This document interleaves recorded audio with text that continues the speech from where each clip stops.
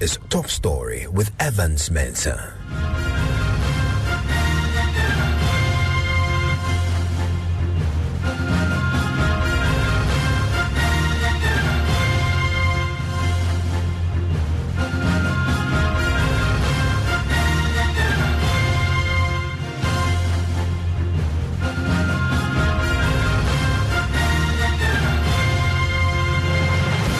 And Top Story is always brought to you by Vodafone. The NDC minority in Parliament is tonight on the charm offensive to build a coalition against the Bank of Ghana Governor, Dr. Ernest Addison, and his two deputies ahead of their planned 5th September protest to force them out. The NDC has today been partnering with civil society, pressure groups, and middle-class activists to present a united front for the Occupy BoG protest. They accused the BoG governor of illegally printing money of about 80 billion cedis between 2021 and 2022, which they say has led to record inflation. Now, they also blame the governor for the bank's recent historic 60 billion cedi loss.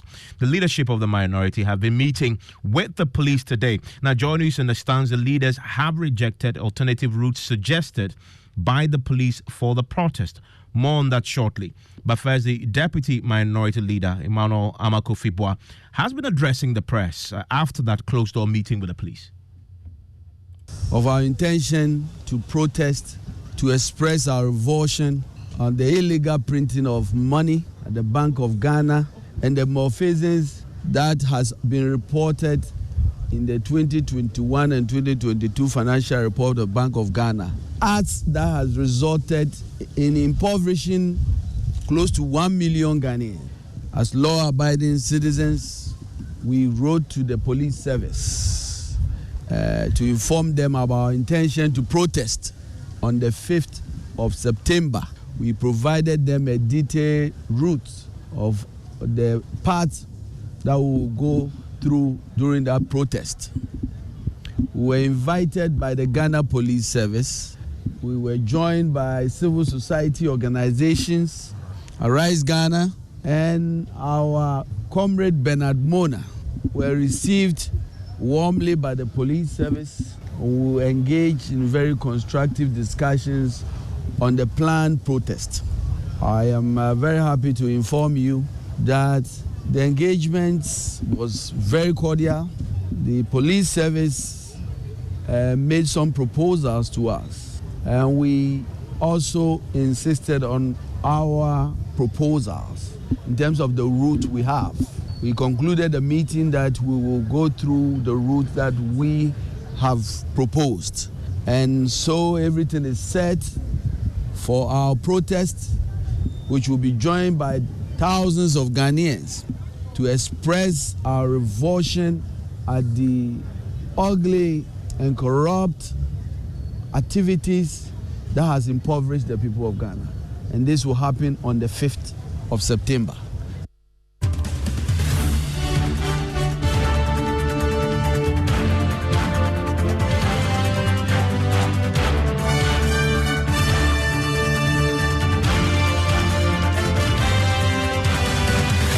Well, my colleague Samuel Mbura was with the team when they went to the police, and he joins me in the studio right now. The deputy minority leader says the meeting with the police was fruitful, but we understand one of the key things they haggled over was how to get the petition to the governor when they converge at the BoG premises. Exactly, Evan. So they are resisting any attempts by the police to give them alternative routes, because they earlier proposed that they will use the frontage of Parliament House, Osu Cemetery, traffic light, through to the Ministry of Finance, High Court Complex, the Kimbo area, and Makola, leading to Rollins Park, Opera Square, and back to the Bank of Ghana, where the protesters will march and picket as well to demand the resignation of the governor, the deputy governors, and board of directors of the bank. So they say that any attempt to prevent them from doing that will be resisted. So far as we are concerned, the route that we have proposed are the routes that we are going to use. The police, of course, in the discussions, discuss alternatives here and there, but we insisted that the routes that we have proposed are the routes we are going to use. And that is why we are saying that we haven't accepted any alternative arrangements. We've insisted that The routes that we have proposed are the routes we will use, and we believe and we have confidence in the Ghana Police Service. We've seen them police, lengthier routes, more complicated routes. There's no part of Accra that I, standing here, have never demonstrated through, and the police were there to ensure that it was successful. The most strategic and important national security installation is the Office of the President. And I'm sure as media men, you have covered demonstrations up to the frontage of the Flagstaff House. And senior people have come out of the Flagstaff House and received petitions. So if you can demonstrate or march up to the frontage of the Flagstaff House, how is it that you cannot demonstrate before or march to the frontage of the Bank of Ghana head office building? Remember that the money is not kept at the head office building. The money is not kept at the head office building. If we're proposing to march to Spintex Road, where there are warehouses where they keep their money, then that is where most of you would have been concerned. But this is the head office where there are workers, and there are office buildings across the city, and Bank of Ghana workers use those facilities. So I don't think that there's any real security issue here at all. So Imbura, they are insisting on this route that they themselves had already talked about in the statement they put out. But today, we've heard the Deputy Minority Leader talk about the fact that they're not doing this alone. They are getting others to join them. Exactly, Evan. So I'm told that the People's National Convention, PNC, Ghana Union Movement, the Great Consolidated Popular Party, All People's Congress. We also have various civil society organizations. They say the creative arts industry, drivers' unions, traders and citizens from all walks of life, and also the Alliance for Social Equity and Public Accountability will be pouring out on the street on that day to support the minority. Okay, and when they get to the BoG premises, is it the intention to actually meet with the governor? That is the expectation of the minority, because they said they have agreed with the police that when they get to the premises of the BoG, they will not be prevented. They are expecting the governor himself, Dr. Ernest Addison, to come and receive their petition. Okay, let's get a bit more on this as they plan towards the 5th of September. I want to bring in Mahama Yarega, who was also there today with the group. He's a member of Parliament for Boku Central. You know him. He joins us on the line right now. Also joining me is a Deputy Trade Minister, a member of the Finance Committee in Parliament as well, Dr. Stephen Ama. Thank you, gentlemen, for your time here on Top Story. Mr. Yarega, so it's a pleasure. I just heard you there insist that you want to use a route that you have decided on, but the police have alternatives for you. There's a security concern, there's a public order concern here. Is there not? Well, good evening to you and to our cherished listeners.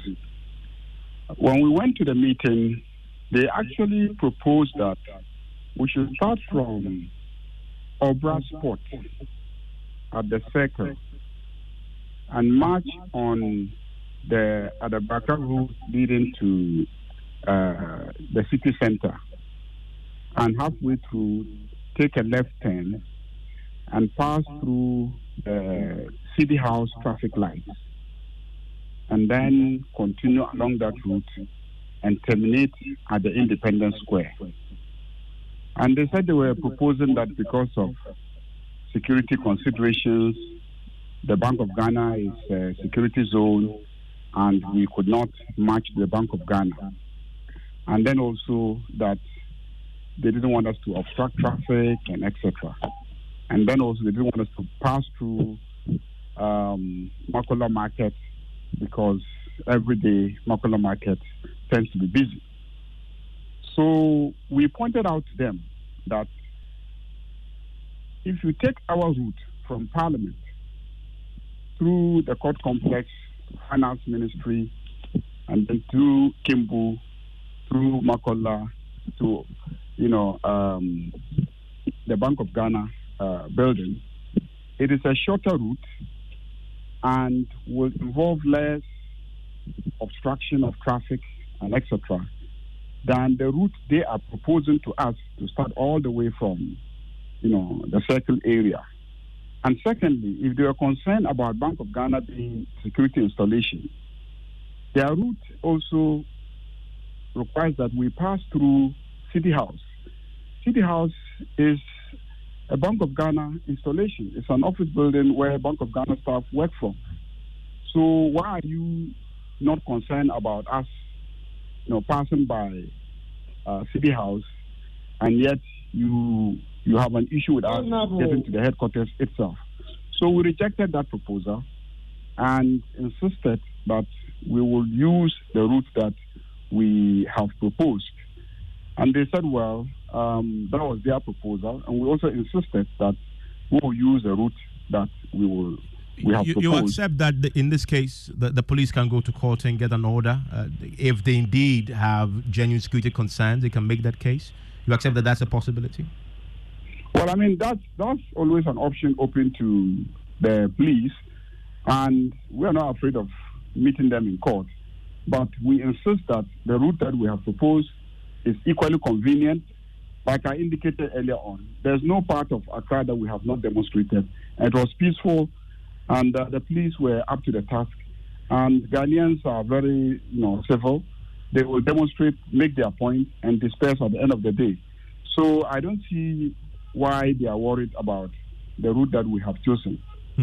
I mean, let me bring in Dr. Stephen Amma. Dr. Stephen Amma, you're Deputy Trade Minister. You sit also in the Finance Committee in Parliament.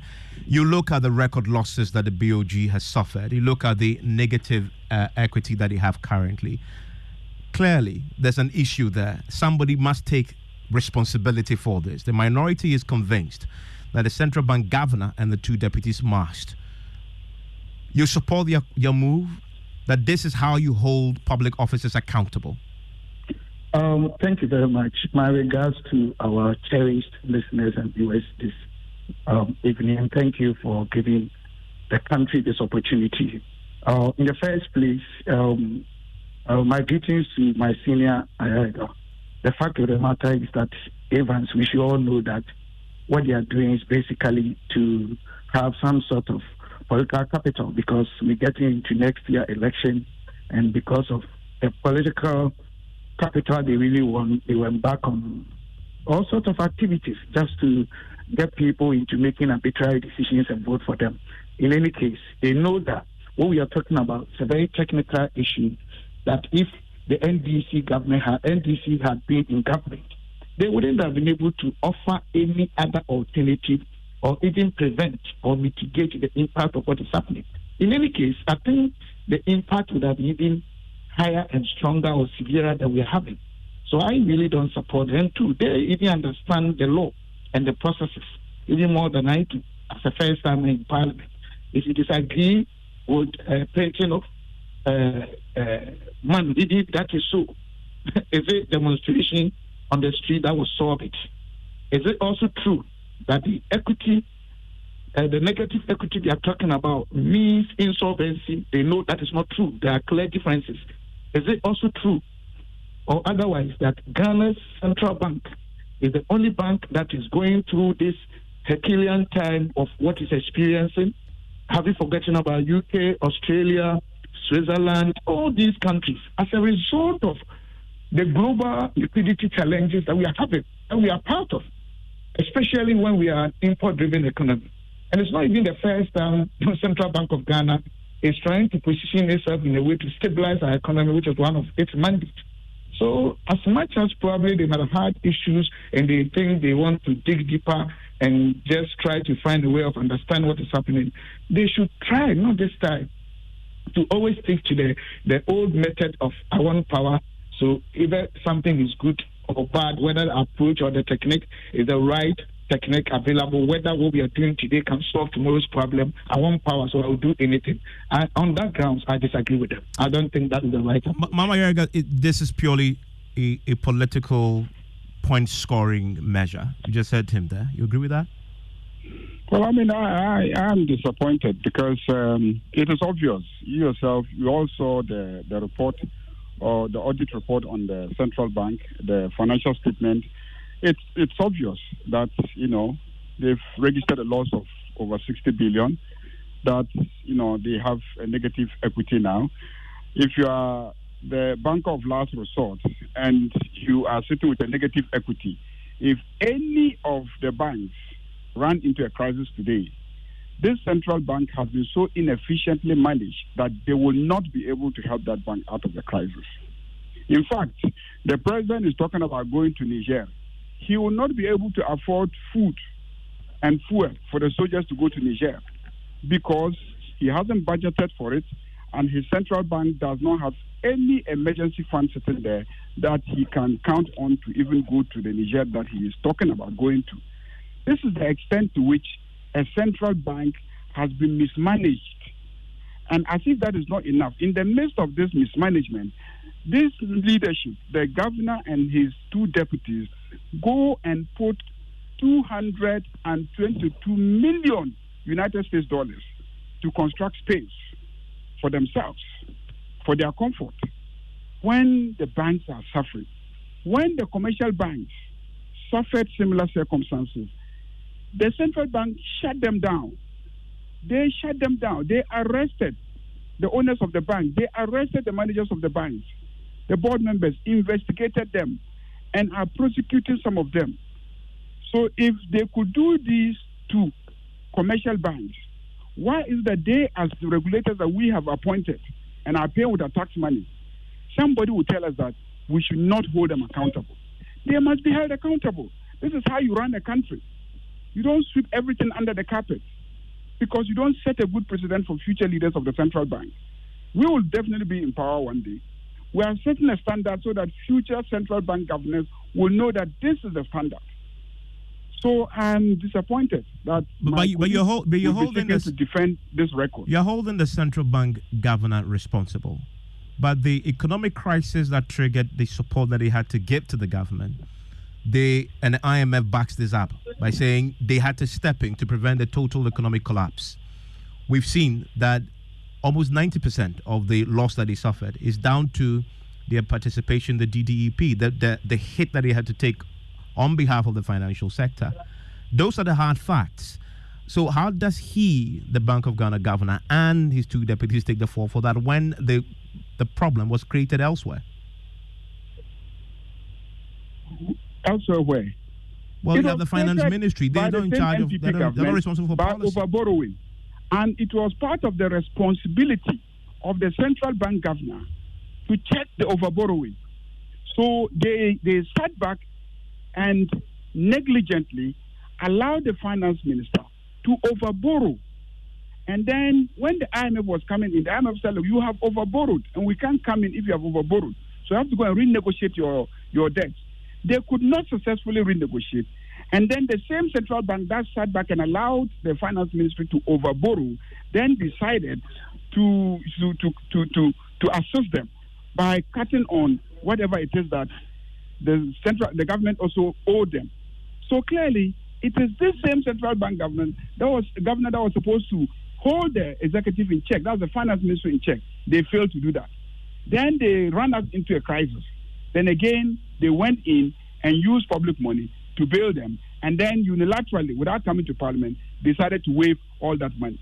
So if this is not inefficiency and bad leadership, what else are you looking out for? But isn't this also scapegoating the central bank governor when the minority tried to remove the finance minister because you held him ultimately responsible? Because you failed there, you've turned your attention on the central bank governor. All of them are responsible. Each of them is responsible. The finance minister has his responsibility, and the Constitution says the way to hold him responsible is to go by a vote of censure. We did that. For the governor also, we are saying that he should resign. So you can't just focus on the finance minister. You will have to hold the central bank governor also accountable, and we are taking steps to hold him accountable. Well, Stephen Amwa, you defend the BoG, but the facts suggest that they have been, one, negligent, but two, downright disregarding of the law. The Bank of Ghana Act as amended says they had to go to Parliament and inform Parliament after they've done informing the finance minister. They didn't do that. You have such a huge historic loss. They blame it on other factors.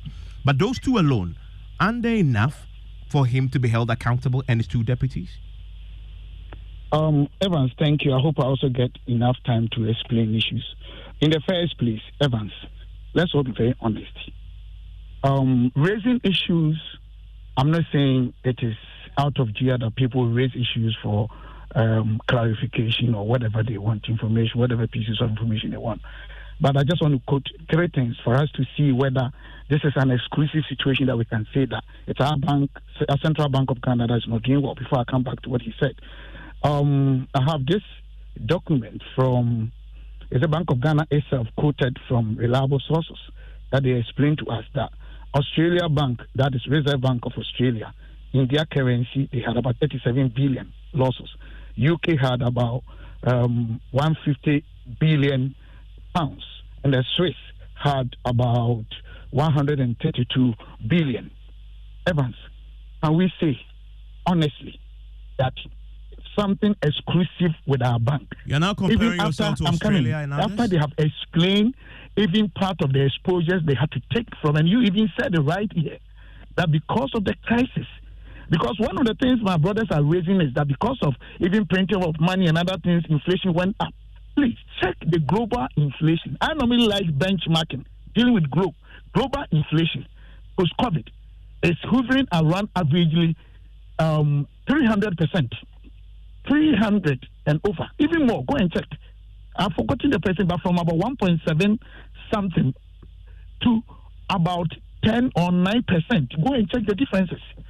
You're talking about the fact that we have borrowed money and that we had almost 22 months of impaired productivity. I've never seen in this country. You can correct me. That a time came that people were asked to stay home, but we paid them. That the private sector had to sack about 40,000 people. And because of that, by paying corporate taxes and the other taxes, we have shortfalls of our revenue generation domestically, almost 12 billion as a country. Definitely that will affect our fiscal space for us to probably have issues with borrowing. But Dr. Amma, how does that stop? How does that stop the BoG?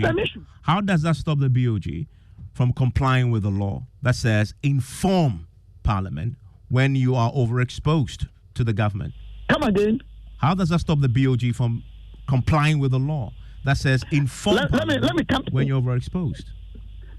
Let me explain this thing to you. Please, let's be honest with us, this thing that they raise. I am not saying that it is wrong for BoG to go ABC. I've been explaining this over and over. Evans, go and read the PFM Act, which apart from the Constitution, is the next supreme law when it comes to how public funds are to be managed on the basis of controls, procedures, and all these communities. Go and read, PFM Act 2016, Act 921, Section 18. I stand to be corrected because I'm in my car. Go and check. There are even 3 conditions under which, upon consultation, even our fiscal rules and policies, including these controls you are talking about, whether QUESA or state institutions, we need to even suspend them. One of them is war, natural disaster, and health. But nothing suspends the reporting obligations placed on the BoG, Dr. Amma. Nothing suspends that. That we want to expect every detail of our controls when situations that are going false within even a stipulate of the PFM Act. Let's be honest with this situation. Let's be very honest with this situation. Nothing you've said justifies that decision or refusal. Justify what decision? What to are disregard the Bank of Ghana Act that requires them to report to you. You are a member of Parliament. Dr. Sibinama, you are a member of Parliament. Rules, we need to even suspend them upon consultation. Well, Dr. Sibinama, you are a member of Parliament. You are a member on the Finance Committee in Parliament. The law says you should be reported to. You've not been reported to. You are okay with that as a people's representative? I can't hear you. Maybe I'm saying my line is so faint. Sorry. You are a member of Parliament. The law says the central bank governor must report to you under these circumstances. He hasn't. As a people's representative, you are happy with that? No, listen, I'm not happy with where our economy as well as the global economy is. But whether we are happy or not, we need to also adhere and respect the very laws that allow us to do things in a way that will not cause a bigger harm to us as a country. Not that I'm happy that somebody did not go by the controls. Is it that they sat there and said they won't go? Or the situation that came in, even if what they are saying is true, I don't have the details. The situation which we have, you think the framers of our laws, they were not wise enough to even state three conditions that under such situation, our fiscal rules and policies upon consultations, we can even suspend them. Because these are war times, and one of them is health issues. That 22 months, the whole world, Evans, as I'm talking to you now, check even base rate in the global economy. Some have moved over 1,700%. If they want to demonstrate, I have no problem. Check all over the world. Where are we not having demonstrations? But we shouldn't mislead Ghanaians. We shouldn't go because of politics, try to give wrong education. We're doing Ghana a great service. Because we need to educate people. Of course, there's hardship. We all attest to that fact. And we know that once there's hardship, the cause and the source of the hardship and the very way we can embark on technical policies economically to ensure that we can restore and rebuild this economy for the near future, we need to respect that. Okay, let me bring Mama Yarga into the conversation. Ms. Yarga, as far as this protest is concerned, when it was first advertised, we're told it's going to be Occupy the Central Bank. Obviously, from what I'm hearing you say today, this is simply a protest that will start and end on the day you present the petition you leave. This is nothing close to occupation of the central bank, correct?